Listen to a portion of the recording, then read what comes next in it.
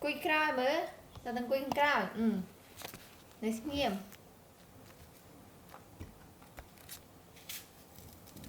trời ơi thiết cái này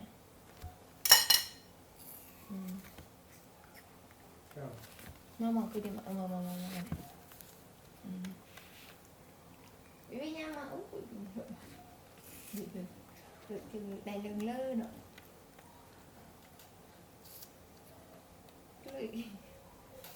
chả đâu được khác là nè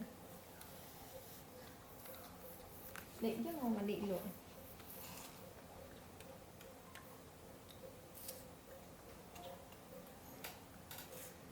sẽ lấy mình lâu nữa nhiều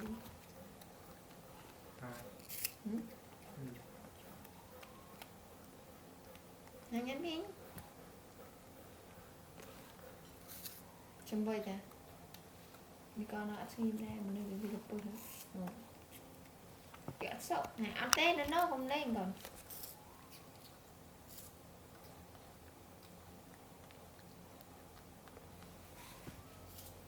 thế mà cái đi cả quay chưa quay nhang cái này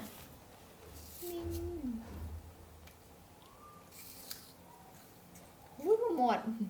nhang nha pin cho chết bóng pin cho chết bóng cái này quay nữa ngay quay còn cho mạng chết oi cái này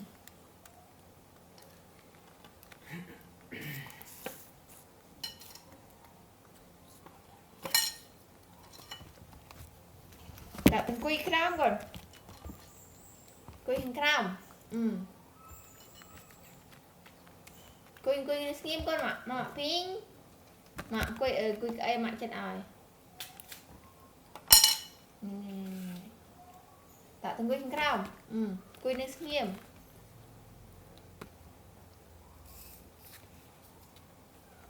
nó mà cái nào cho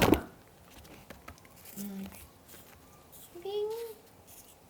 nhắm nha mùi trọ trường với nhá mạng tấm cắt áo cái này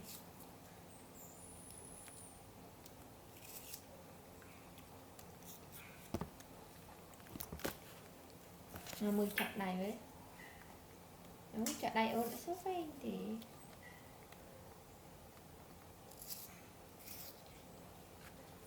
nhằm đặt cô quay mà đã rồi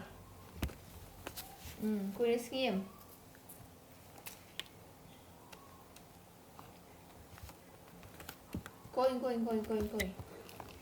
quay được skim mà đặt cô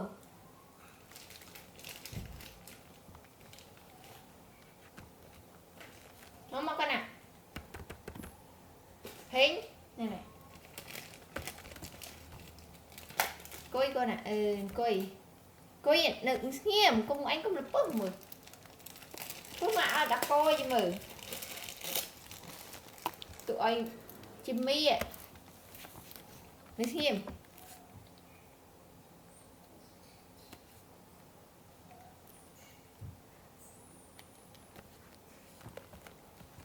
này bi phải đặt câu ạ quý tiếp theo này pin này đừng nghiêm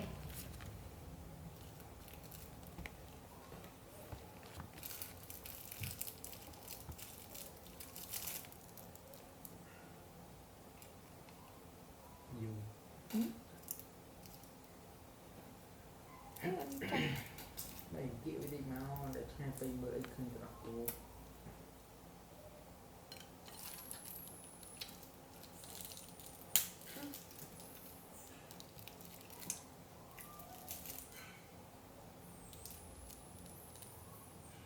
wow tục gửi đi con này đi phận nó sẽ đi sập cái đá cái này trầm phận nó mặc đã thầm mấy áo cái này chậm quay cái trái xanh thì lẹ quay cầm lợi còn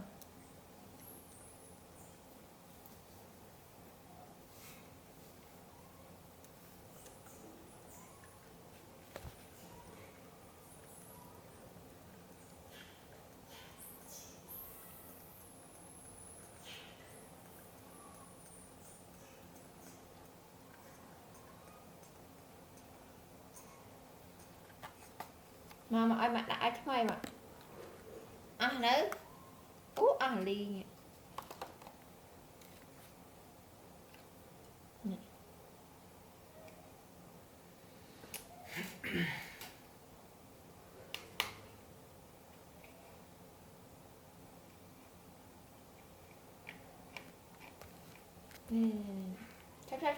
chắp này là mình tuần tận quy tắc ra sách ra mà ao còn đó quy ra quy sân quy sưu bua cho mà ao về đi con nè vô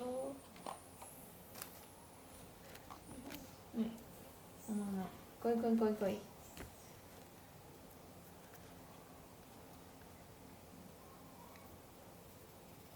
cắn nóแล้วลิ้นเผยกระป๋องยืนเผยแต่ดอกว่าจับพิง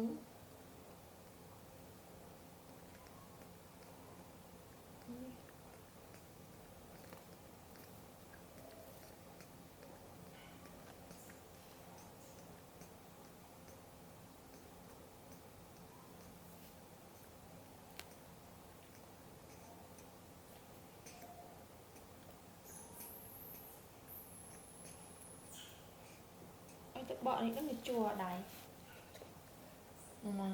mà đấy mà mọi người thì lạ rồi kêu đây pin ta cạp đọc tí đấy thêm một đọc tí đây pin